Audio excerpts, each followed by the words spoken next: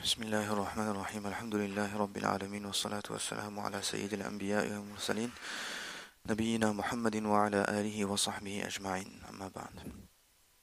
Le prochain volet que mentionne l'auteur à propos du ilm, à propos des ibadat et à propos du akhlaq de Sayyiduna Ali radiyallahu ta'ala anhu.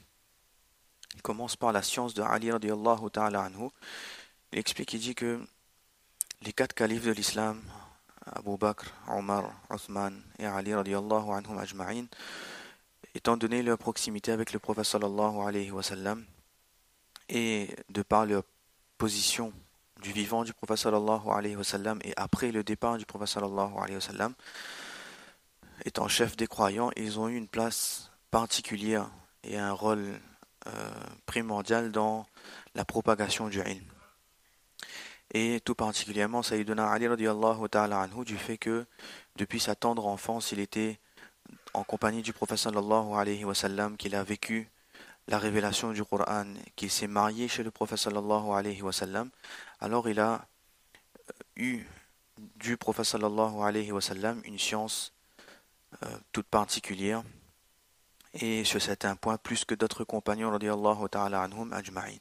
L'auteur explique, il dit que Sayyiduna Ali radiyallahu ta'ala anhu était un puits de connaissances et il était expert dans tous les domaines de la science. Il était un expert dans le tafsir, un expert dans le Coran, dans la qira'a. Il était un expert du fiqh, de la jurisprudence. Il était un expert des ahadiths du prophète sallallahu alayhi wa sallam. Il était un grand poète. Il était un maître dans la langue arabe également. Et tout cela couplé avec une compréhension parfaite du din d'Allah subhanahu wa ta'ala, encore une fois, du fait qu'il a vécu avec le prophète sallallahu alayhi wa sallam et qu'il a vu les circonstances de révélation par exemple, et comment est-ce que le prophète sallallahu alayhi wa sallam a pratiqué tel ou tel verset, comment est-ce qu'il a fait telle ou telle action. Alors, il a énuméré les points, il a mis un chapitre sur les hadiths, un chapitre sur le Coran, etc. Alors on n'aura pas le temps de tout mentionner, mais il explique par exemple que Ali radiyallahu ta'ala anhu, pour le domaine des hadiths, il ne s'est pas limité à ce qu'il a observé ou ce qu'il a retenu du prophète sallallahu alayhi wa sallam. Il a poursuivi sa connaissance et sa quête des ahadiths, donc des paroles du prophète sallallahu alayhi wa sallam, ou ses actions, ou ses approbations, auprès de d'autres compagnons radiyallahu ta'ala anhum ajma'in. Notamment Abu Bakr radiyallahu ta'ala anhu. Et par exemple, un des hadiths que l'auteur a mentionné ici, qu'il rapporte de Abu Bakr radiyallahu ta'ala anhu, il dit que Sayyiduna Abu Bakr radiyallahu ta'ala anhu m'a raconté qu'il a entendu le prophète sallallahu alayhi wa sallam dire que tout individu qui commet un péché, qui fait une faute, puis se lève et va se purifier convenablement, correctement, puis va prier et demande pardon à Allah subhanahu wa ta'ala, alors Allah subhanahu wa ta'ala pardonne les péchés de cette personne. Et il a cité ensuite un verset du Coran, وَالَّذِينَ إِذَا فَعَلُوا فَاحِشَةً أَوْ ظَلَمُوا أَنفُسَهُمْ ذَكَرُوا اللَّهَ. Ceux qui, en ce sens, lorsqu'ils font une erreur, ils commettent un péché, ou qui ont abusé sur eux-mêmes, tout de suite se rappellent d'Allah subhanahu wa ta'ala, alors Allah subhanahu wa ta'ala va les pardonner. وَمَنْ يَغْفِرُ الذُّنُوبَ إِلَّا اللَّهُ. Notamment dans les hadiths, il rapporte quasiment dans tous les domaines. Dans le domaine de la taharat, la purification, à propos de la salat, à propos du hajj, la zakat. Il rapporte également dans le domaine militaire, il rapporte également à propos de la nourriture du prophète sallallahu alayhi wa sallam. Il rapporte un très gros volet sur ce qui est halal, ce qui est haram, sur le partage de l'héritage, sur les étiquettes, les adab de l'islam, notamment. Sayyiduna Ali radiyallahu ta'ala anhu et le Coran. Il était un expert du Coran et il avait, comme quelques autres sahaba à l'époque du prophète sallallahu alayhi wa sallam et du vivant du prophète sallallahu alayhi wa sallam, il avait mémorisé le Coran dans son intégralité. Et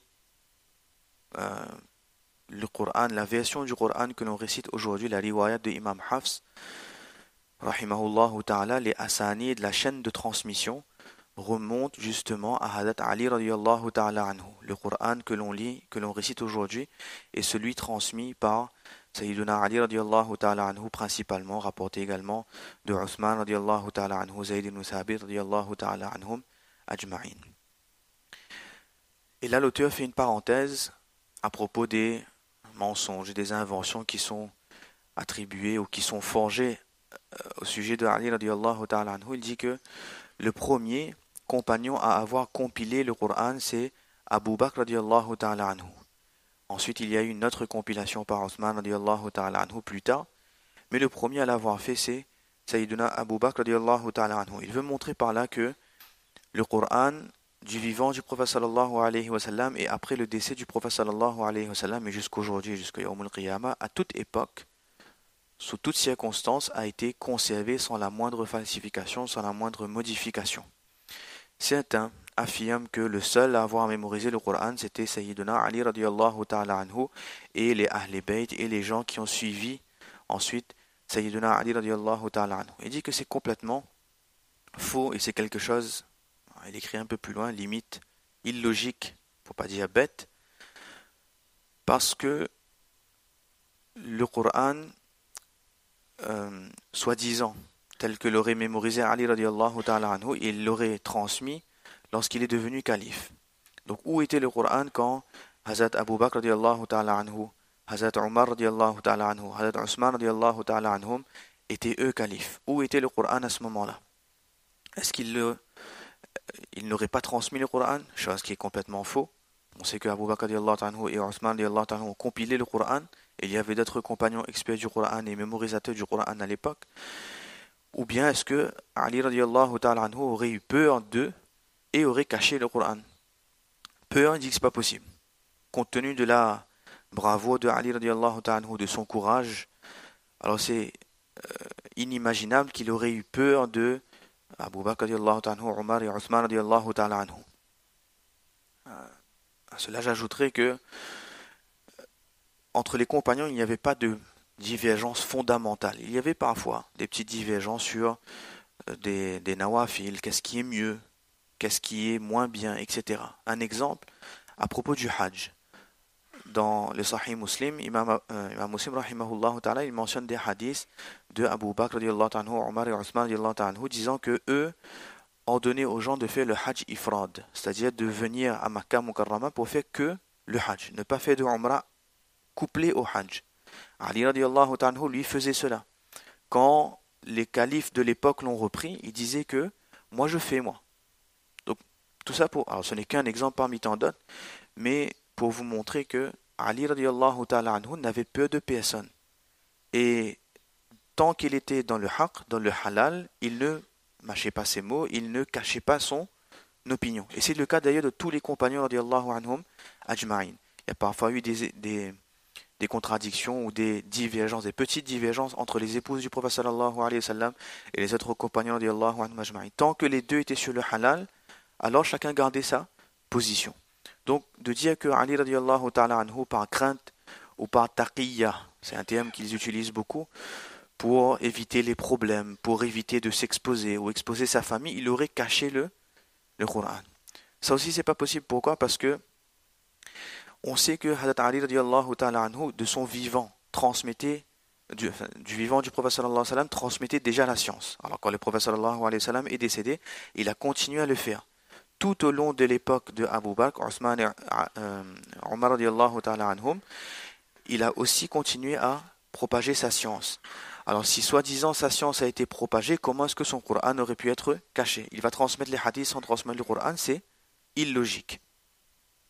Et en plus, si on admet cela, qu'il aurait effectivement caché le vrai Coran que lui avait, alors ça voudrait dire qu'à l'époque de Abu Bakr, Omar et Uthman radiyallahu anhum ajma'in, le Coran n'était pas conservé, n'avait pas été protégé, sachant que dans le Coran, Allah lui-même il a pris la garantie de protéger le Coran, et deuxièmement, il a déclaré que le Coran est un livre de guidée pour l'humanité. Pour l'humanité, ça veut dire que c'est intemporel. Comment est-ce que pendant 3 khilafat, le Coran n'existait pas et ensuite un beau jour, il y a un autre calife qui arrive et qui dit voilà le Coran qui a été oublié, c'est pas possible.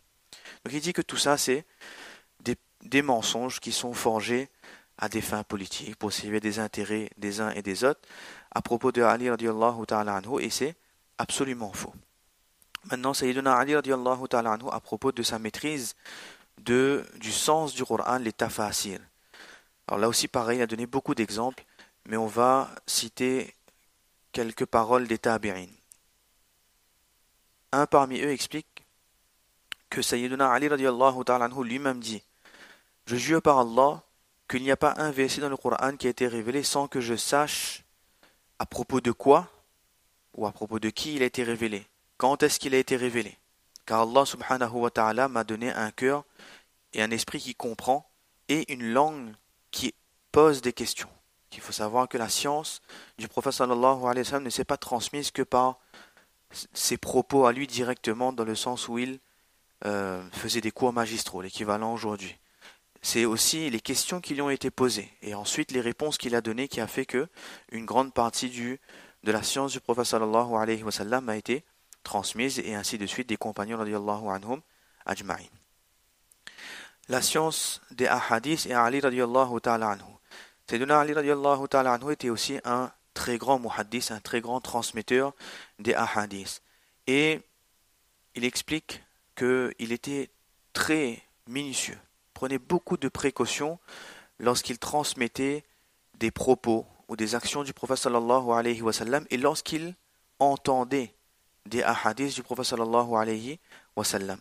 Quand il recevait des hadiths, quand il entendait des hadiths, alors il faisait jurer la personne. Est-ce que tu jures que tu as réellement entendu cela du prophète sallallahu alayhi wa sallam ou d'un tel qui te transmet du prophète sallallahu alayhi wa sallam? Et il ordonnait lui aussi à son tour à ses élèves, lorsqu'il transmettait les hadiths, d'être extrêmement minutieux, de prendre énormément de précautions et surtout de ne transmettre les hadiths du prophète sallallahu alayhi wa sallam seulement à ceux qui pourraient comprendre les hadiths du prophète sallallahu alayhi wa sallam. Il disait aussi que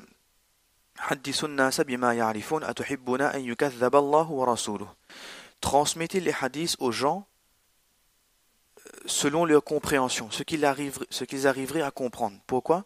Est-ce que vous aimeriez que Allah et son prophète soient traités de mensonges, de menteurs, ou qu'on mente à propos d'Allah subhanahu wa ta'ala et du prophète sallallahu alayhi wa sallam? Qu'est-ce qu'il veut dire par là? Que lorsqu'on va transmettre ce que les gens ne peuvent pas comprendre, alors soit ils vont mal comprendre et mal transmettre, au final c'est un mensonge, ou soit ils vont complètement dire que ça c'est quelque chose qui n'existe pas, jamais de la vie, ça ne peut pas être comme ça.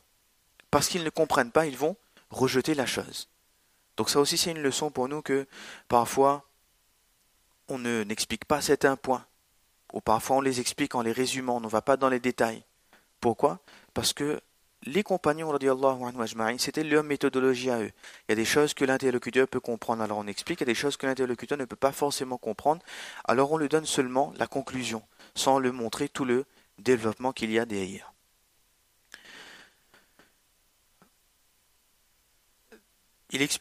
L'auteur explique ensuite que, notamment, ses deux fils, Hassan, Hussein, radiyallahu anhum ajma'in, et ses autres fils, Muhammad ibn al-Hanafi, Omar et Fatima, sa fille, ont retenu les hadiths de lui, de Ali radiyallahu ta'ala anhu, et eux aussi l'ont transmis.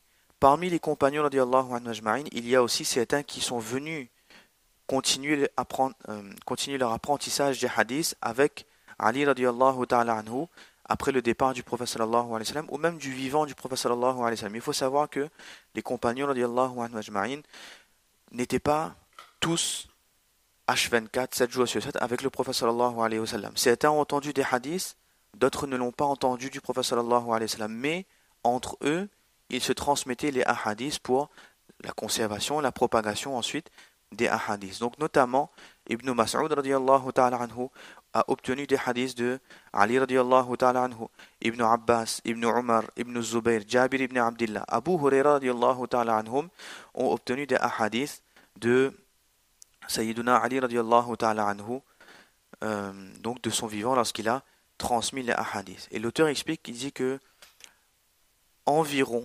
580 hadiths sont rapportés de Sayyiduna Ali radiyallahu ta'ala anhu. Maintenant, à propos de son fiqh, c'est-à-dire la jurisprudence et sa compréhension profonde de l'islam, donc des hadiths et du Coran. Les muhaddithin et les compagnons eux-mêmes ont considéré Sayyiduna Ali radiallahu ta'ala anhu comme un des experts de la jurisprudence islamique, une des personnes qui a le mieux compris le message de l'islam, les textes de l'islam. À l'époque même du prophète sallallahu alayhi wa sallam, du vivant du prophète sallallahu alayhi wa sallam, Sayyiduna Ali radiallahu ta'ala anhu, il donnait ce qu'on appelle les fatwas, c'est-à-dire que on posait des questions, alors lui il répondait, alors que d'autres compagnons radiallahu anhu ajma'in, eux, se limitaient à on demandera au prophète sallallahu alayhi wa sallam, ou bien va directement demander au prophète sallallahu alayhi wa sallam, ou va demander à tel compagnon qui eux pourront te répondre. Alors que Ali radiallahu ta'ala anhu, donc, de par sa science et sa compréhension de l'islam, pouvait directement donner des verdicts. Un autre point qui montre sa science, sa compréhension correcte de l'islam, que de son vivant, le prophète sallallahu alayhi wa sallam avait envoyé Sayyiduna Ali radiallahu ta'ala anhu au Yémen pour propager l'islam et en tant que qadi, en tant que juge. Et il lui avait donné plusieurs conseils sur comment traiter les affaires, comment transmettre la science. Et le prophète sallallahu alayhi wa sallam avait fait dua pour Ali radiallahu ta'ala anhu. Et ailleurs dans le livre, l'auteur explique que le dua du prophète sallallahu alayhi wa sallam a eu un tel effet que jamais Ali radiallahu ta'ala anhu il n'a eu de mal à trancher dans les affaires qui lui avaient été exposées. Et là, pareil, l'auteur il a mis plus de 10 pages sur les fatwas de Ali radiallahu ta'ala anhu, sur les verdicts qu'il a rendus lorsqu'il était juge.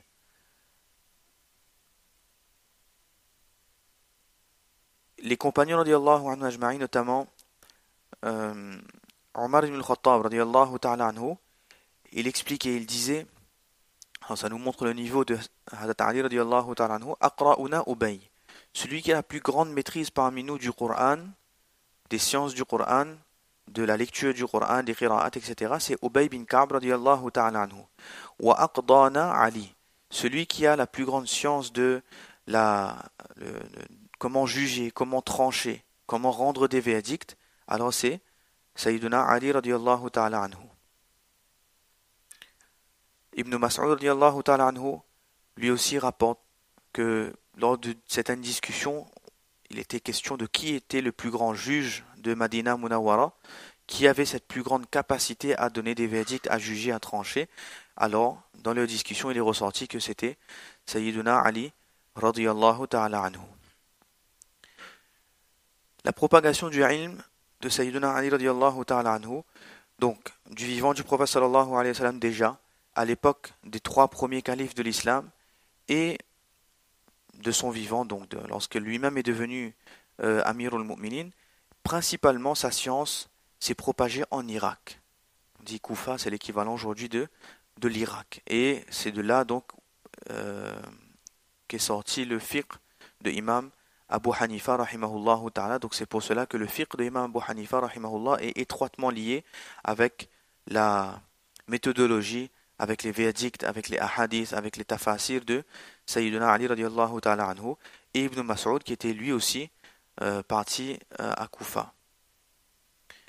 Et encore une fois sur sa minutie et sa façon très précautionneuse de transmettre la science, il disait que je préfère chuter des cieux jusque la terre plutôt que de mentir à propos du din d'Allah subhanahu wa ta'ala. Ailleurs il explique, ou l'auteur mentionne, que Sayyiduna Ali radiallahu ta'ala anhu disait dans quel bout de terre je vais me cacher, ou quel ciel va me donner un toit, me protéger si je déclare à propos du livre d'Allah subhanahu wa ta'ala quelque chose que je ne maîtrise pas. Et alors pareil, il a donné des exemples des ahadiths qu'il a transmis. Et comment est-ce qu'il a transmis? Donc il a transmis de façon orale, il a transmis également de façon en démonstration. Une anecdote qu'une fois, après la salat de Fajr, il demande à ce qu'on lui apporte de l'eau pour faire les ablutions. Alors on lui dit, on a terminé de faire la namaz, on a terminé de faire la salat. Et là, en fait, il s'est assis, il a réuni, rassemblé les gens autour de lui, et il leur a montré comment est-ce qu'on fait les ablutions, comment est-ce qu'on fait le wudu. Et à la fin, il a dit que celui qui veut savoir comment est-ce que le prophète sallallahu alayhi wa sallam faisait ses ablutions, alors c'est comme je viens de vous montrer. Et pareil, il a fait des démonstrations sur la salat du prophète sallallahu alayhi wa sallam.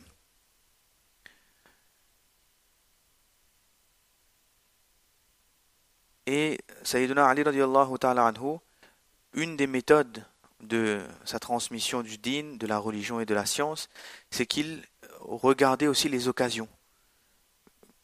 Il y avait un événement, alors il va transmettre un hadith en rapport avec cet événement. Il y avait un incident, il va transmettre un hadith par rapport à cet incident-là. On rapporte que quelqu'un un jour vient le rendre visite. Il pose la question. Il dit, tu viens rendre visite ou tu viens pour autre chose? Il dit, non, je viens rendre visite. Il était peut-être souffrant. Alors il transmet un hadith à propos de quelqu'un qui rend visite à un malade. Il dit qu'il n'y a pas un musulman qui rend visite à un frère le matin sans que, jusqu'au soir, plus de 70 000 anges font salat sur la personne, c'est-à-dire qu'ils demandent pardon à Allah subhanahu wa ta'ala pour cette personne et demandent dua à Allah sur cette personne jusqu'au soir. Et si quelqu'un va rendre visite à quelqu'un le soir, alors la même chose jusqu'au matin.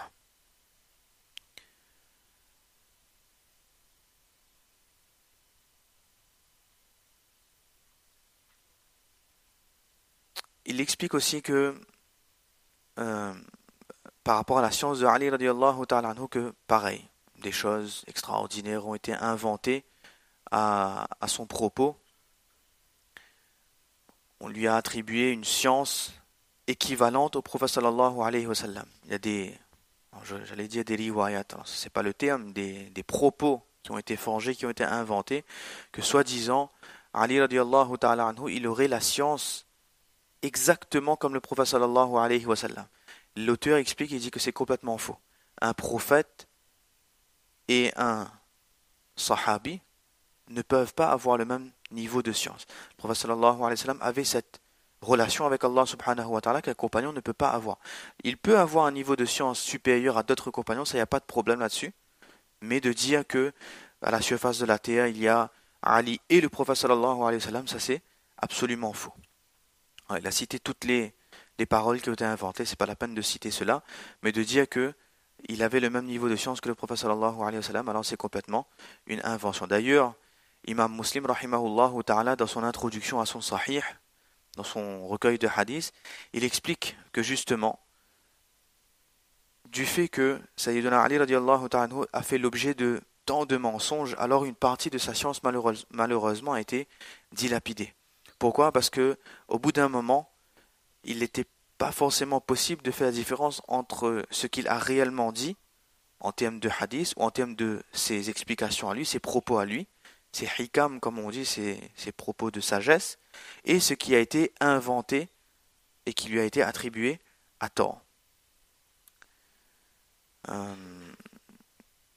Les compagnons radiallahu anhu ajma'in eux-mêmes disent qala rajulun min ashabi, ou les élèves de Ali radiallahu anhu, qala rajulun min ashabi aliyin qatalahumullah ayya ilmin afsadu, qu'Allah maudisse ces gens-là, que de par leur invention, alors ils ont détruit la science de Ali radiallahu ta'ala anhu. Alors encore une fois, ça ne veut pas dire pour autant que tout ce qu'il a dit a été dilapidé. Non, il y a une part de hadith de Ali radiallahu ta'ala anhu, de ses propos, de ses sagesses, de ses conseils qui a correctement été transmis. C'est tout l'intérêt justement dans l'islam, et c'est la différence entre les autres religions, les autres dogmes, que nous avons cette chaîne de transmission qui permet justement de trier entre ce propos et l'autre propos, un qui est vrai et l'autre qui est faux.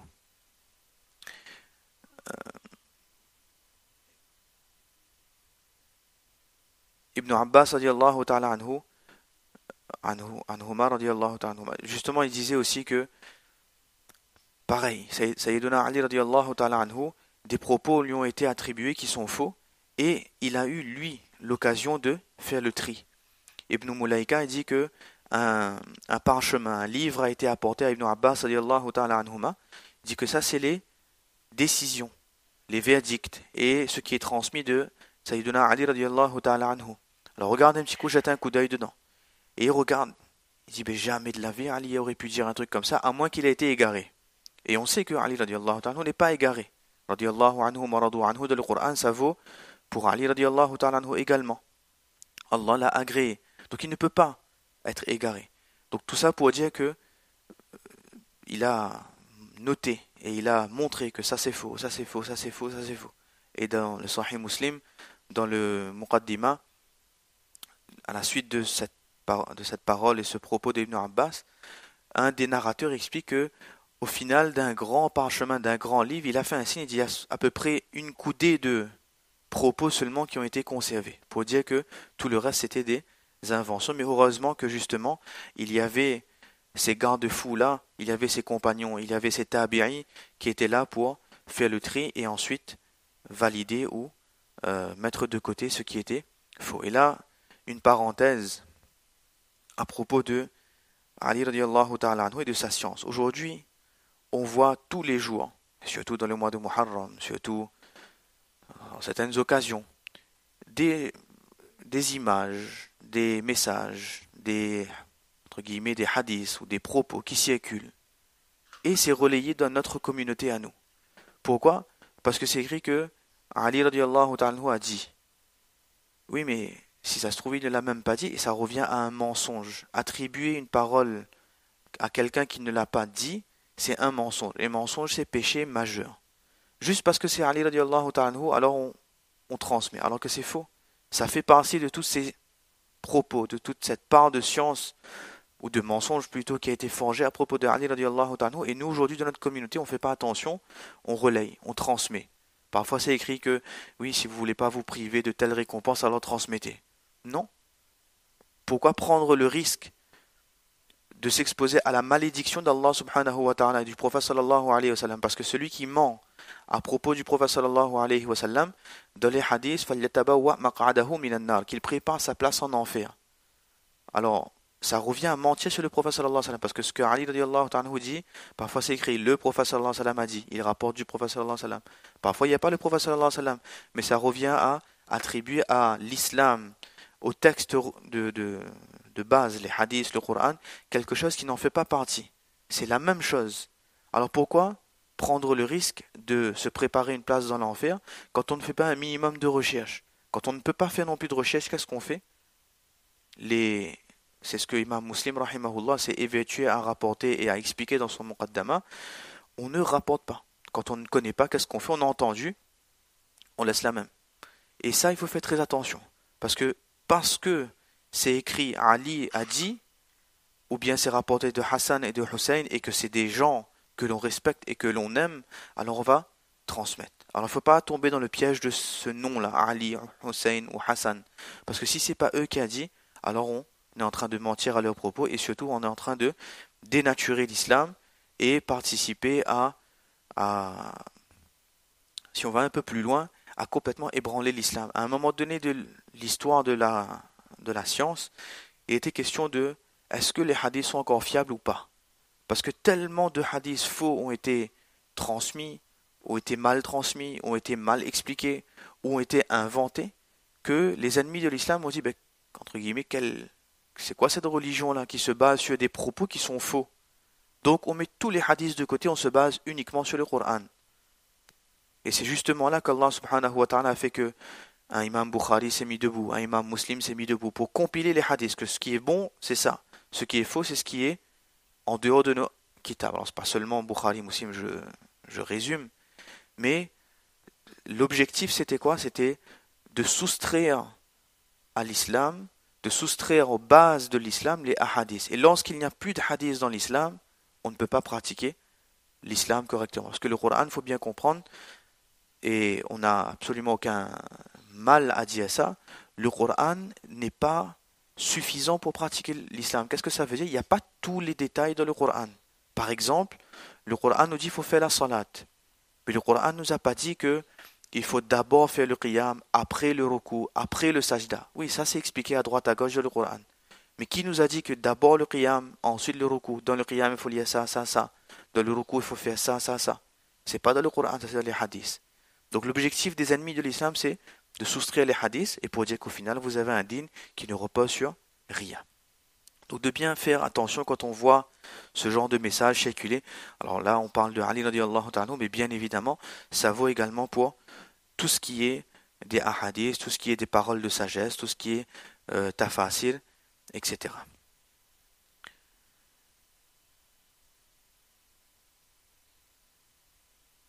Et